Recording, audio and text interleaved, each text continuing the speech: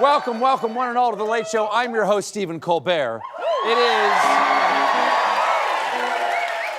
Today marks officially the 100th day of the Trump presidency, and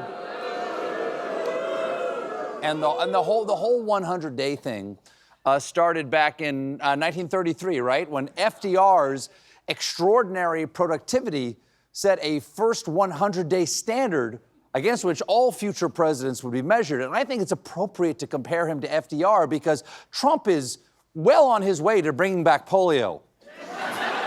So, in 100 days, how would the American people grade Donald Trump? Well, according to a new poll, while only 23% would give him an A, 45% would give him an F.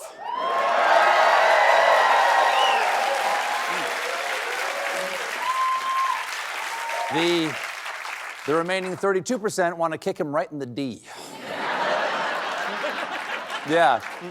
And it's not just this poll. Even Rupert Murdoch's Wall Street Journal is piling on, saying that when Trump has a popular policy, he still goes way too far, writing, "The White House motto seems to be that if something is worth doing, it's worth doing too much." Coincidentally, that's also the motto of Pizza Hut's Meat Lovers Pizza. 6 meats? 6 meats on every slice? I can't even name 6 meats.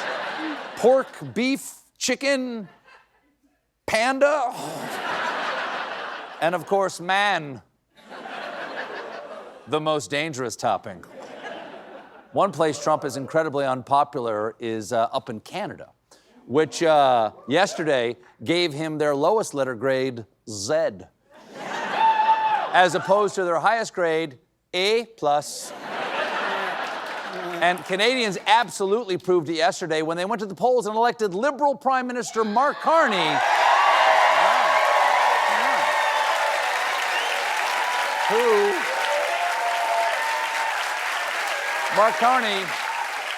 Who ran on an anti-Trump platform. You take that, Trump. That's what happens when you mess with a country whose national pastime is bar fight on ice. They make up later, right? They make up later, yeah. This was a shocking turnaround for the Liberal Party. Just a few months back, they were 20 points behind the Conservatives. Then in January, Trump came into office and... whoop! Oh, Canada.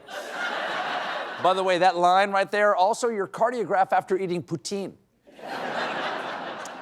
In his victory speech, Carney went after Trump's threats to Canadian sovereignty, hammer and hockey stick. President Trump is trying to break us so that America can own us. That will never, ever happen.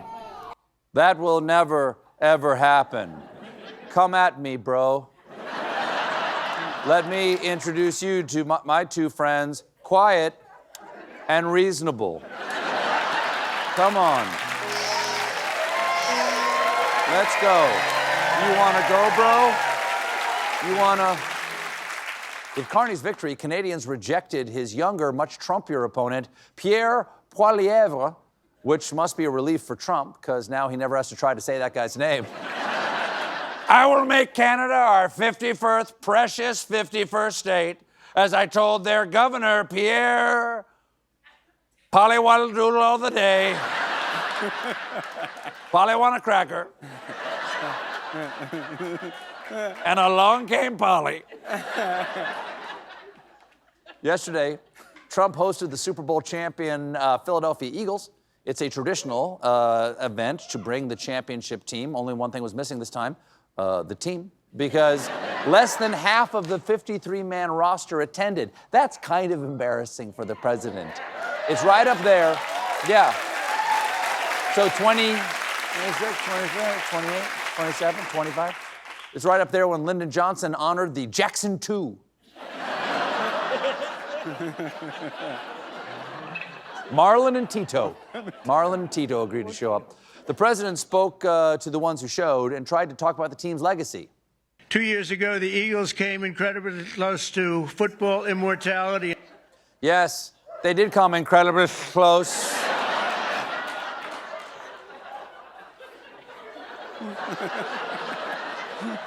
Reminds me of that iconic commercial. Being crushed from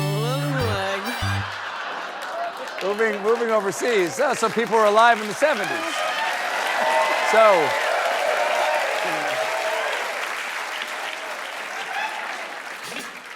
moving overseas, yesterday, a massive power outage in Spain and Portugal left thousands stranded and millions without light. What will millions of Spaniards do without light? My guess? Sex.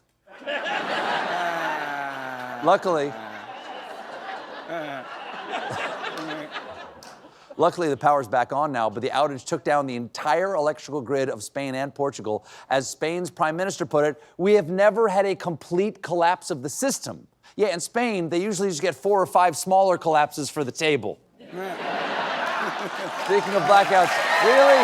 No. Absolutely not. No. Speaking of blackouts, Pete Hegseth. Last month, the Defense Secretary shared specific times and coordinates of a U.S. attack on Houthi rebels in Yemen on the non-secure app Signal in a chat that included Atlantic editor Jeffrey Goldberg. Then we found out that he had shared the Houthi attack details in a second Signal chat that included his wife and his brother, and brought his wife to meetings with foreign military officials where sensitive information was discussed. And all this loosey-goosey with the Houthi has led former Pentagon officials to call for Hegseth to step down. In response, Hegseth did what he does best, appear on Fox News. Jim? Do you think there's a lot of people who don't want you there, and there's some type of deep state forces that want to make sure you don't stay there? They've come after me from day one, just like they've come after President Trump. Here's the thing. A lot of people come to Washington, and they just play the game. And it's you punch their ticket and get along to go along. And, start doing Meet the Press and going to the Council on Foreign Relations and spending time with all the new cocktail sipping crowd. That's not why I'm here. No, that's not why I'm here, Brian.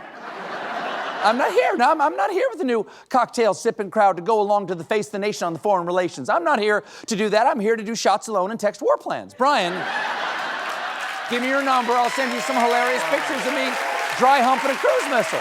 I'll copy my wife on it. Hegseth knows his real job is to yell about stuff on TV, which is why he is keeping our warfighters battle ready by ordering a makeup studio installed at the Pentagon. Oh, that's right. Before you blow up, you gotta glow up. It's not the first time hair and makeup were necessary to lead our troops.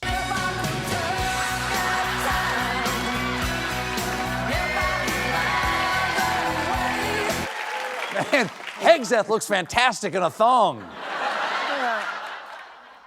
He's not the only dummy at the Pentagon. So is Trump's Secretary of the Navy, and last face you see before you're shoved in the trunk of a Pontiac.